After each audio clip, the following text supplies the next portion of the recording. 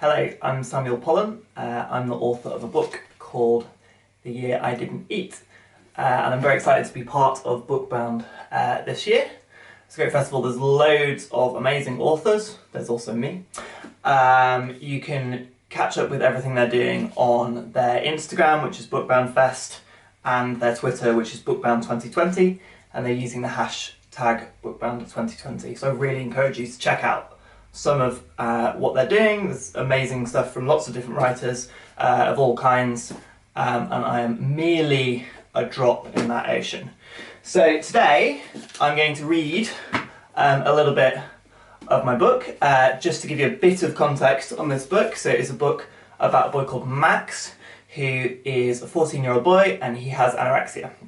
Now obviously there's lots of books that exist about young girls with eating disorders, and quite rightly. There's not so many books about boys in that situation. About a quarter of people who develop eating disorders are boys, and I was one of them.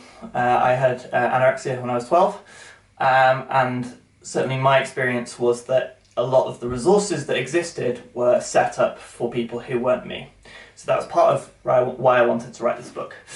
The other reason I wanted to write this book is that I wanted to write a book that was more generally about the idea of empathy. I think a lot of mental health advice we get, and a lot of our good life advice we hear in general, is to reach out to people around us and to talk to them. And that's a good thing, we all know that's a good thing, but we don't actually know how to do that. And that can be a really hard thing to do, particularly when you're a teenager, and you're maybe dealing with other things that are changing in your life.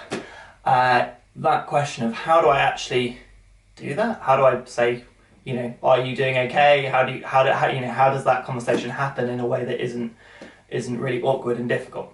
In my book, lots of the characters struggle with that problem. So it's about eating disorders and the particular kind of set of challenges that come around that, but it's also more generally about that question of how do we reach out to the people around us?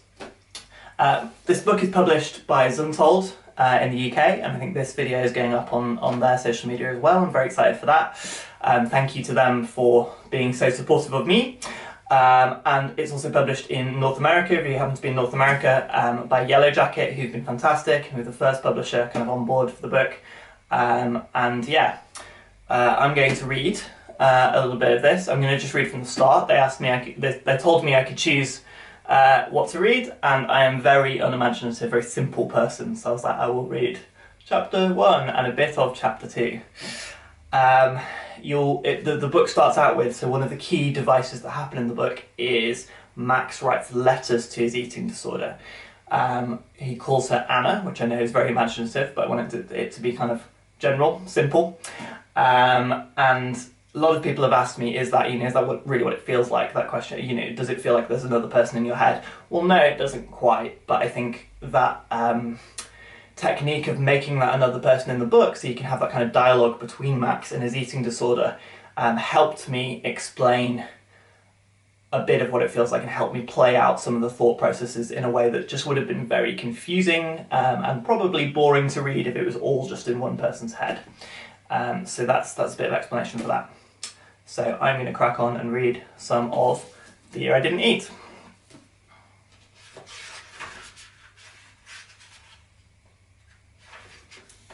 If you're better prepared than me, you have like a bookmark in the place where you're starting, but here we are. December 24th. Dear Anna, I'm kind of new to this, so I don't really know what to write. I guess I should start at the beginning. I'm Max. I turn 15 next August, and right now, you're pretty much the only person I can actually talk to. Mum and Dad say they want to help, but I know that if I told them how I was really feeling, they'd pack me straight off to the loony bin. Same with Lindsay, my psychologist. Whenever I tell her stuff, it ends up coming back to bite me, because she makes me do stuff I really don't want to do. The other day, we were talking about exercise, and she suddenly told me I'm not allowed to run anymore, like, at all. Who knows what rules she's going to make up next. I have 2 friends at school, Ram and Stu, and I have no idea why they put up with me. I hardly ever hang out with them now. When I do, I snap at them all the time. I don't want to tell them about what's happening because they'll either run a mile or start treating me like some special case. I'm not sure which would be worse. Oh, and there's Robin. Don't tell him I said this, but my brother's actually pretty cool. Sometimes. He doesn't treat me like a special case, like Mum and Dad and Lindsay do. Even though he knows all about you, he just gets on with it. He pretends you're not even there. I wish I could do that. Even so, there's loads of things I can't really talk to him about. Because, well, he's my brother.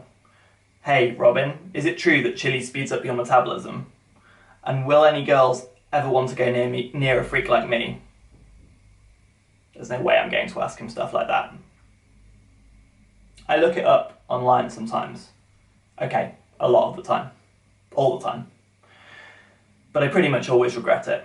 There's loads of people out there talking about you, Anna, and for some reason, most of them think you're the best thing since sliced bread.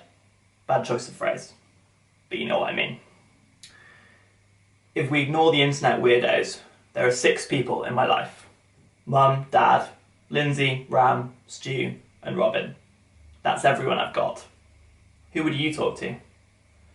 That's why you're winning. That's why I'm writing this. Because there's no one else left. There are 8 billion people on this planet, and somehow the only person I can actually talk to is you. It's 12:32 AM now, so happy Christmas. Tomorrow is going to be super hard. Like the hardest day of my life so far. Breakfast will be okay, because it'll just be me, Robin, Mum and Dad. And they already know what I'm like. They won't mind when I say no to coffee and croissants, and the juice with bits in they've bought specially. They won't mind when I only eat 1 slice of toast with the thinnest smear of low-fat spread. Well, they will mind, but they won't say anything. But then, everyone else will arrive. Auntie Jess, Uncle Rich, James, Louise and Gran. And they've not seen me like this. They don't know what I'm like now. Chapter 1. I stay under the covers as long as I can. Last year, I raced down the stairs, hunting for my stocking, yelling at Mum and Dad to get up, like any normal kid. There's a soft knock at my door. What? I shout, and then immediately feel bad. Getting angry over nothing is my specialty these days. My mum opens it a crack. Happy Christmas, love, she says. Do you want to come down? In a bit, I tell her. It's 8 o'clock, she says. I know. I point at my wrist. My watch is on the smallest hole now, and still hangs loose. It looks weird, like one of those tags they put on birds' legs to study their migration patterns. I'm proud and ashamed of it at the same time. Mum comes into the room properly and sits down on my desk chair. She perches on the edge of it and sits really upright, like she wants to make the smallest possible impression on the room. I hate the way my parents are around me now. Like they're on eggshells. Like they're waiting for me to snap. Are you feeling alright about today, sweetheart? You talked it through with Lindsay? It's tiring. I'm tired all the time. Some days I go to bed at 7 PM. It'll be fine, I tell her, turning over in bed so I'm facing the wall. I'll be fine. I'll drag your brother out of bed soon, or I'll try to, at least. Your father's picking Gran up right before lunch. I'm not sure about your auntie. She said she'd give me a call before they left. Okay, I say to the wall. I hear her get up, but she doesn't leave the room. I can feel her eyes on me. I pull the cover right up around my neck because I hate the thought of anyone looking at my body, even my mum. Listen, love, she says. If it's too much, just tell me and we'll sort it out, okay? I don't say anything. Come down when you're ready. I love you. I wait for the door to click shut before getting up. Even though I'm not exactly looking forward to today, I'm still excited for my presents. Well, some of them. I've asked Mum and Dad for some new binoculars and a book on the birds of Borneo, and the new Zelda. Auntie Jess has probably got me some clothes that won't fit, and Gran always gets me, Robin and Dad the same thing. one each of those little round cheeses in a wax shell. I'll give mine to Dad this year, I guess. But it's Robin's present I'm really excited about. Robin is super into woodworking and always makes my presents himself. Last year, he made me the nest box that now hangs from the apple tree at the end of our garden. It's still empty, but I'm hoping a nuthatch or something will use it this spring. The year before, Robin made me a whistle that sounds just like a little owl. He told me he thought I'd have a hoot with it. My brother makes a lot of terrible jokes. I look out across the garden, the squirrels at the feeder, which is definitely supposed to be squirrel-proof, and I can hear some wood pigeons in the trees at the back. I like this time of day. It's quiet, and I haven't had to think about food yet. Usually, this is when I take Sultan, our red setter, for a walk. But not today.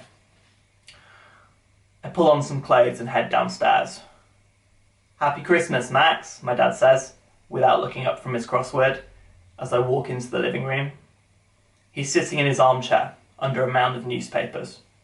The tree blinks behind him. "Happy Christmas," I say, heading straight past him towards the kitchen. I help Mum lay the table. It probably sounds weird, given everything, but I like helping with meals. It makes me feel like I'm in control. Once the plates and cutlery are sorted, I make toast. We always have Hovis soft white medium, so I know exactly how many calories are in a slice. I put one slice in the toaster. Everyone else is having croissants. The smell of them kills me. Robin comes down a few minutes later and punches me on the arm. "Hey, happy Christmas," he says, tearing a strip off one of the croissants. "At the table, please," Mum says, whisking the tray away. Breakfast is fine, I guess. There are no major incidents. I have my toast with a smear of bread and some water. No one tries to offer me anything else. Robin, on the other hand, demolishes a bowl of Cheerios and 4 croissants. We all wait politely for him to finish. "We're going to feed you at lunchtime too, you know," says Dad. "Turkey takes ages," Robin explains, and Mum's only just put it in. "Do you not want to open your presents?" Mum asks. "Of course," says Robin. "Presents are very important, but if I'm hungry, I won't be able to give them my full attention." In Christmas movies, kids tear the wrapping paper off the presents, scrunch it up and toss it on the floor. Not so in the Howarth household. Dad insists on us reusing wrapping paper, so when we open presents, we carefully peel off the tape and fold up each sheet. Dad's like this with everything. We have a huge rain barrel in the garden and solar panels on the roof. We haven't bought a shopping bag in my lifetime. We are the only family I know that puts pieces of aluminium foil through the dishwasher. Seriously. My presents are exactly what I asked for. Zelda, The Birds of Borneo, 14th edition, and a pair of Nikon 8x42s to replace my Helios 10x32s, which have started to go misty. I jump up and go to the patio window to try the binoculars out. I watch the squirrel burying the nuts he's nabbed from the feeder. "Thanks, Mum," I say, leaning in for a hug. I feel Mum flinch. Hugs have gotten more awkward lately. My parents don't like the feel of my ribs through 2 layers of clothes. Robin's presents are mainly tools. I have no idea what most of them are. One looks like a mini cheese grater. He seems happy enough. I thought a lot about what to get my parents. I've put them through crazy amounts of stuff this year, so I wanted whatever it was to be special. But there's no gift that says, "Sorry I had a screaming fit when I found out you'd bought semi-skim milk by accident." Or if there is, I couldn't find it. In the end, I settled on pretty normal stuff. Some new gardening gloves for Dad, and a leather-bound copy of Vanity Fair, Mum's favourite book. It turns out they were good choices. After she opens hers, Mum won't stop going on about how thoughtful I am. Robin, as usual, has outdone me. He's made a vertical planter for the front garden out of reclaimed scaffolding and bought a load of herbs to go in it, thus making Mum, Dad, planet Earth and himself happy in one go. God, he's annoying sometimes. Even so, I decide to give him his present. Robin's other hobby, when he's not making things out of wood, is mountain biking. He goes out to the Forest of Dean or the Peaks most weekends, so I've got him a pair of cycling gloves. "Thanks, bro," he says, although I'm disappointed you didn't get gloves for Mum too. It hadn't occurred to me that I'd bought gloves for 2/3 of my family. He picks up Vanity Fair. Maybe she can make some out of the cover? I punch him on the arm. He laughs, then says, your turn. He reaches way under the tree and pulls out a rectangular present, 8 inches long, 6 inches wide, 4 deep, wrapped in colourful paper. When I look closer, I realise the paper's a world map. The top side is mostly the Democratic Republic of Congo. A year or two ago, I was really into maps. There are still tons of them up in my bedroom. I carefully detach the tape and peel back the paper.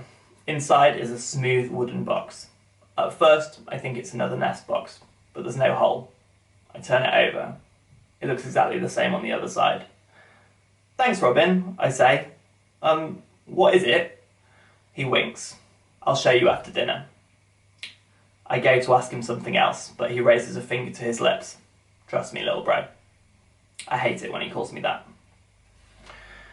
The first thing my auntie says to me when she walks through the door is, you're looking skinny, Max. Skinny. When you're like me, you kind of want to hear that word, and you kind of don't. On the one hand, your whole life revolves around getting thinner, and while you can interpret almost any other description, happy, tired, hungry, as code for fat, skinny is pretty unambiguous. On the other, the fact that someone's noticed you're skinny means they're looking at you, at your body. Out of the 8 billion bodies they could be looking at, they've chosen yours, which is the worst feeling. And it's not like it means much coming from Auntie Jess either. My auntie is the kind of person who tells 40-year-old men they're growing lads. I'm not trying to be mean, but she and Uncle Rich both have the body shape of a Christmas pudding. So I just nod. She looks me up and down. Uncle Rich and James and Louise come through the door behind her and stand next to her to join the judging panel. I want to die, but then Robin comes and saves me. And look, it's our very own Joseph of Nazareth, Auntie squealed. I've been standing there like a lemon for 30 seconds, but when Robin barrels into the hallway, he immediately goes in for a hug. I'm sure he used to be super awkward too, but to see him now, he'd never believe it. He shakes Uncle Rich's hand and then crouches down and hugs my cousins. If he wasn't wearing pyjamas, you'd probably think he was a politician or something. Auntie Jess is my mum's sister, but they couldn't be less alike. Mum is tall and thin and elegant. Auntie Jess looks like a hobbit, hairy feet included. I'm 14 and I'm already taller than her. Mum has straight dark hair, whereas Auntie Jess has these amazing mouse brown curls that stick out in every direction. Mum's laugh is a sort of quiet wheeze. Auntie Jess sounds like a kookaburra. One thing they do have in common is that they're both competing for the title of world's nicest person. Right now, it's a toss-up to see who'll win. Mum's on the school management committee and is the treasurer of a charity that looks after old racehorses. Auntie Jess works at a soup kitchen every Friday night. Mum puts up with me, but Auntie Jess puts up with Uncle Rich. Competition continues. No one likes my uncle. At all. He's one of those people who, if you weren't around when they became part of your family, you can't understand how people let it happen. He always talks over Auntie Jess, even though he has absolutely nothing to say. He smells really bad, and his only hobby seems to be sitting in front of the TV in his boxers. My cousins are pretty normal, considering. James is 9 and likes dolls much more than he likes the remote control cars Uncle Rich keeps buying him. Louise just turned 7. She's totally obsessed with painting. Still lifes, animals, portraits. She'll paint just about anything, all day long. She asks us to model for her all the time, but you've got to have a lot of patience. She expects you to sit there for hours. She takes a serious Elizabethan approach to portraiture. Robin's now dangling Louise upside down by her ankles, while James tickles her stomach. She's screaming her head off. My auntie and uncle are arguing about something they've left in the car, or possibly at home. Sultan shuffles into the hall and barks disapprovingly. Sultan is the same age as me, 14, and generally doesn't get up anymore unless he's definitely going to get a walk or some food out of it. There's too much going on, and I can feel my heart racing. I slink off to my bedroom. December 25th. Dear Anna, Lindsay gave me 2 bits of advice for getting through today.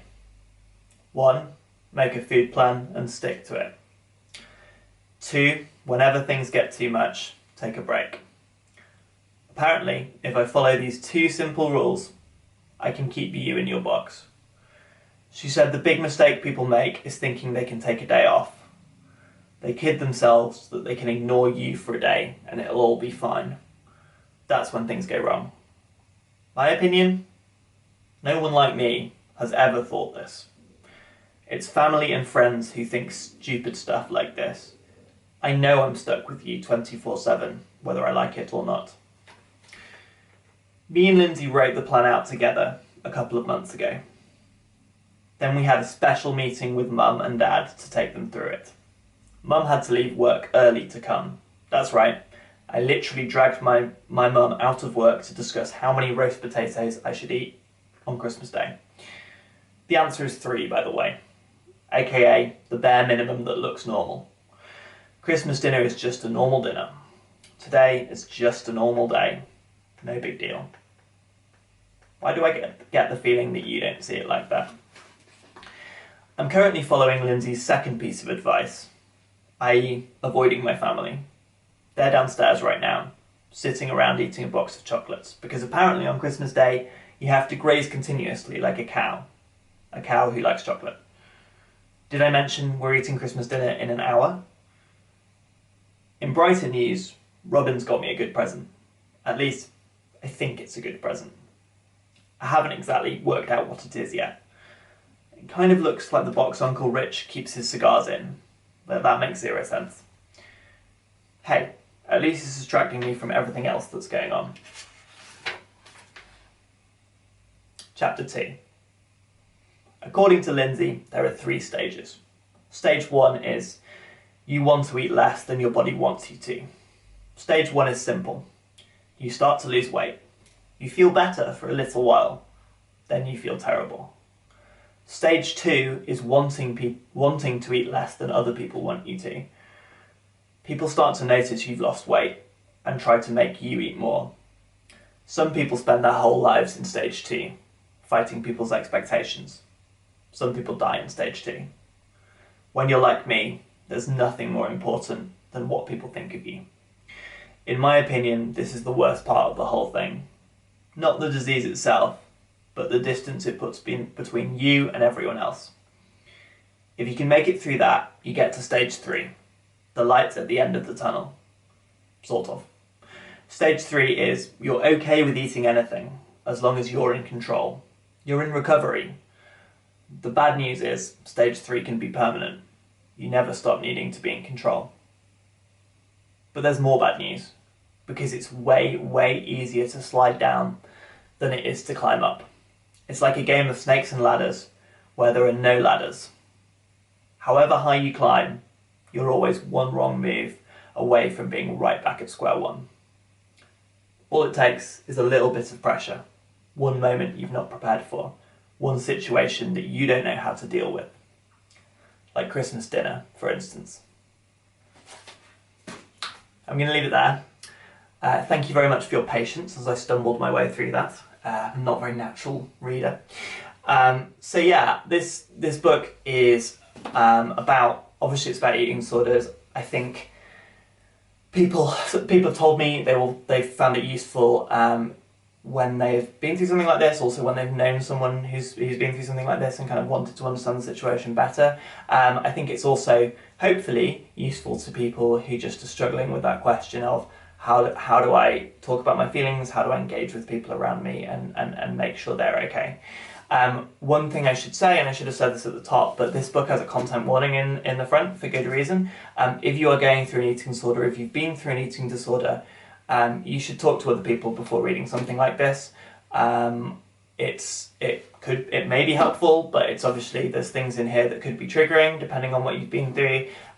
So just that's something you should be obviously careful about. This book is hopefully going to help some people rather than make a situation harder for people. It's published by Zuntold in the UK. You can get it on all of the usual places. If you go to Hive, you can find local independents to order the book from, which is a really wonderful way to buy your books. In North America, it's published by Yellow Jacket. And again, if you go to my website, samuelpollen.com, there are various links to places you can buy it. I'm somewhat less familiar with where it's best to buy a book in America. I really hope you enjoy it. If you decide to read it. Thanks very much. Bookbound, please check out everything else going on around Bookbound. There's lots of other authors doing things like this, doing things where they don't stumble over every word, which might be even more enjoyable. And yeah, I'm going to sign off. Thank you very much.